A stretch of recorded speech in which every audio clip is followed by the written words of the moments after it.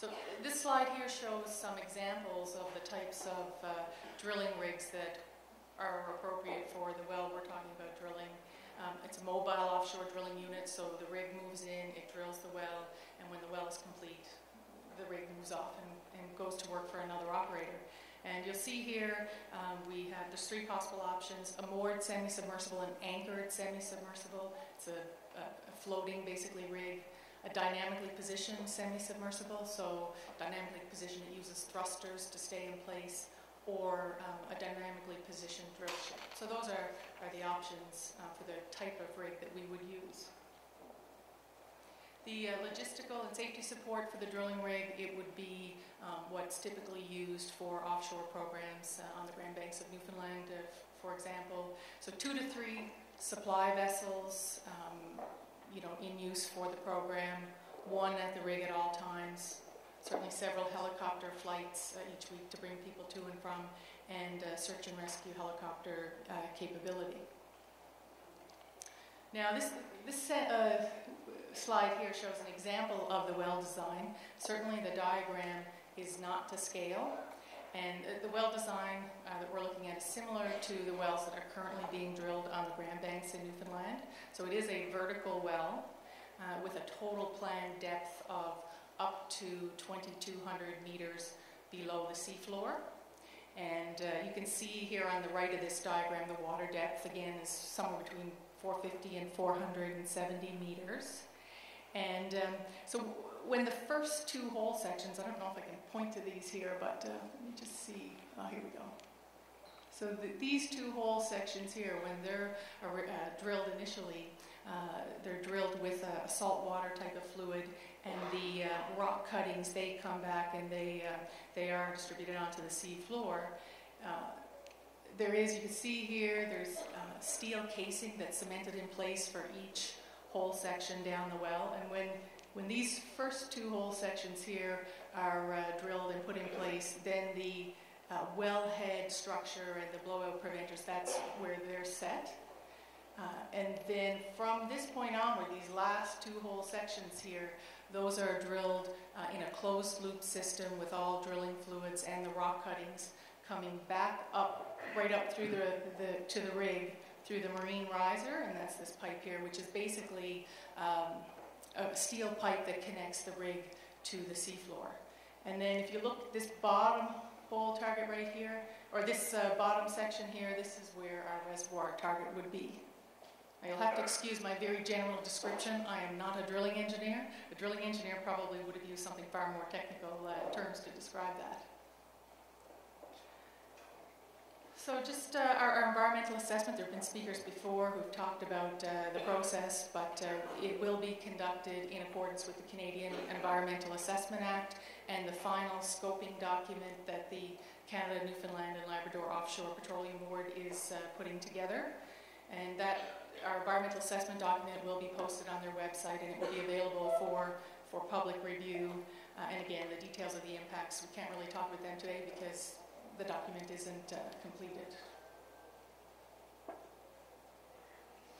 Now, this slide here, it just shows some examples of the components that we would include in our environmental assessment. It is not intended to be a complete list. We're still waiting on that final scoping document from the offshore board, but it shows you some of the types of things that are covered under the environmental assessment, the types of components. Things like commercial fisheries and sensitive areas, species at risk, marine ecosystem, marine fish and shellfish, mammals, turtles, migratory birds, the physical environment, accidental events, the use of the marine environment, cumulative effects. So these are all the types of things that are included, but certainly not intended to be a comprehensive list. I've put a couple of examples here of some environmental protection measures, and these are standard measures that are used in the offshore industry. So we can go through these here. The first one is basically to design and implement an environmental protection plan, to design and implement a waste management plan, There are guidelines, as Mr. Kelly with the board had referenced earlier. We have to adhere to the offshore waste treatment guidelines. We have to design and implement contingency plans. And when we select equipment, we do look at and assess equipment to look for equipment that will minimize emissions or any other impacts. And communication with the fishing industry and other marine users is very important. And of course, Paul had mentioned earlier, even on our in our geohazard site survey, we made use of a mammal observer and a fisheries observer, and that's something that's often used in the drilling of an offshore well as well.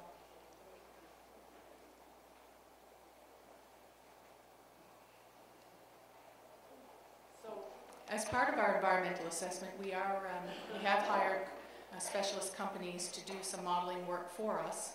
An important aspect of that, of course, is spill modeling, and we've hired a company called SL Ross, which is a Canadian and an internationally recognized company that specializes in spill modeling. So they're doing that work for us. We have another company called AMEC Earth and Environmental. They're conducting our drill, mud, and cuttings dispersion modeling.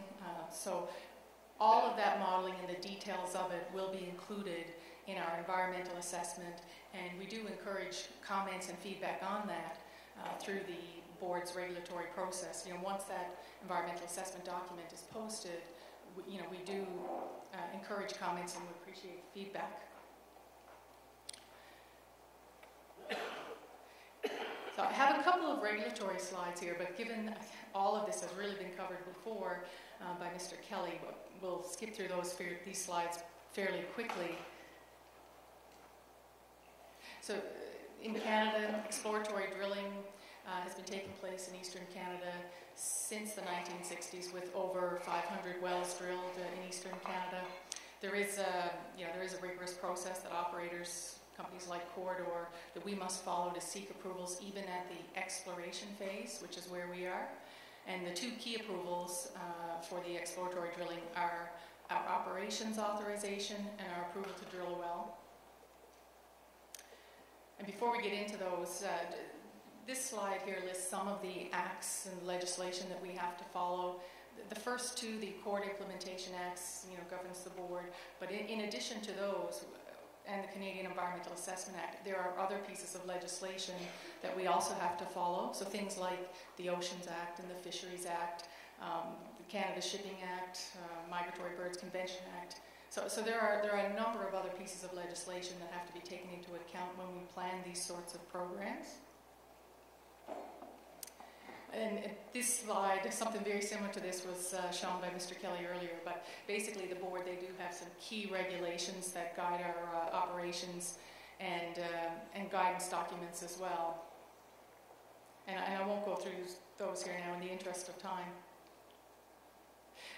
This again is a slide that shows some of the elements of the operations authorization and the approval to drill a well.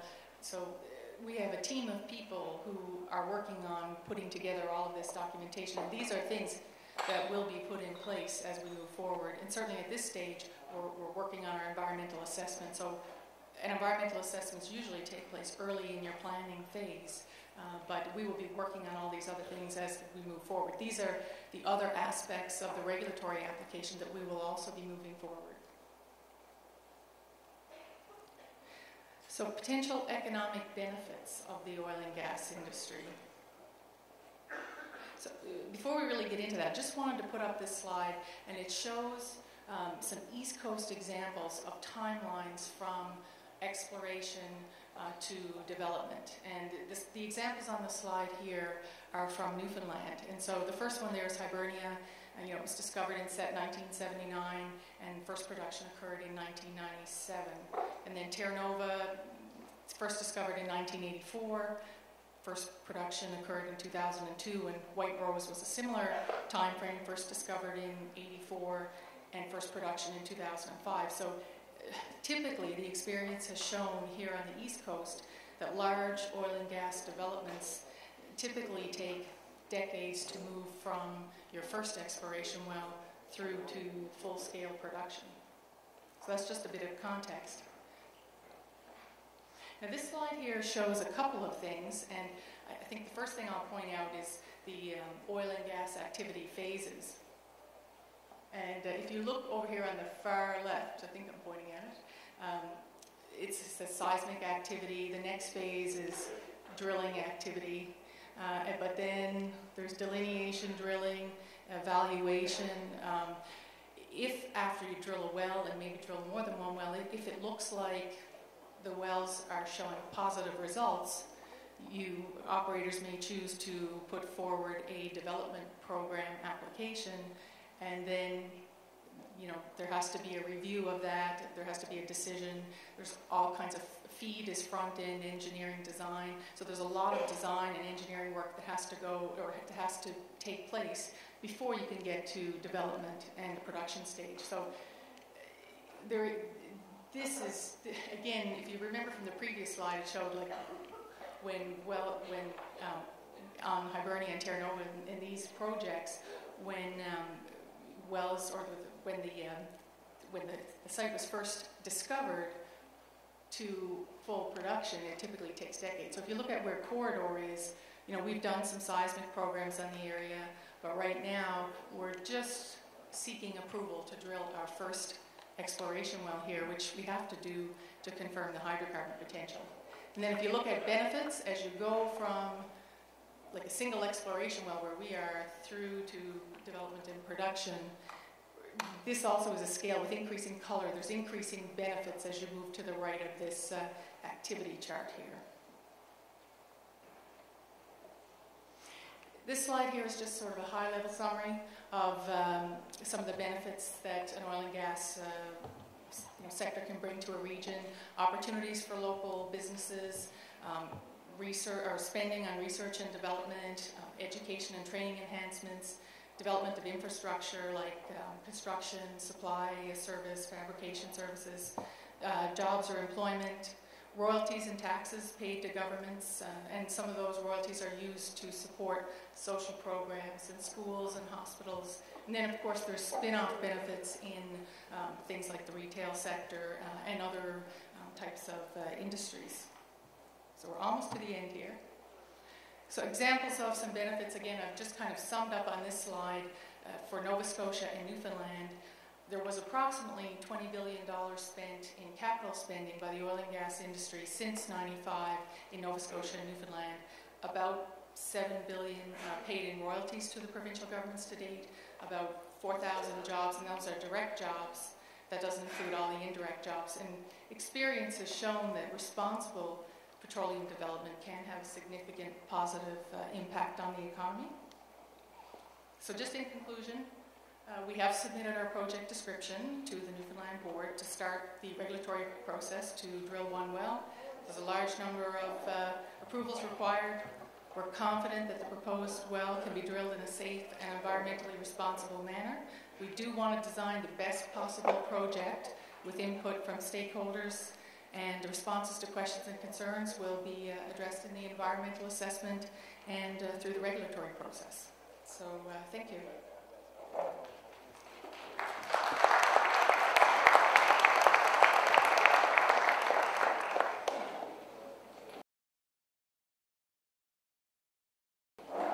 Alors merci, on va y aller avec une période de questions, une dizaine de minutes. Alors, Madame, à votre tour.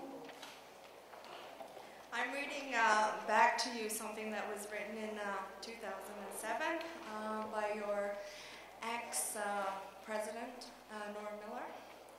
This was presented to Quebec City, and I quote, "Environmentally, the prospect lies under 1,500 feet of water in the Laurentian Channel in an area that is a relative desert as far as fishing and marine life are concerned.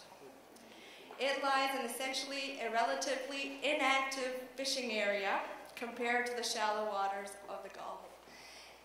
The Laurentian Channel carries water and fish to all of the maritime provinces. Have you consulted with anybody from PEI, Nova Scotia, or New Brunswick?"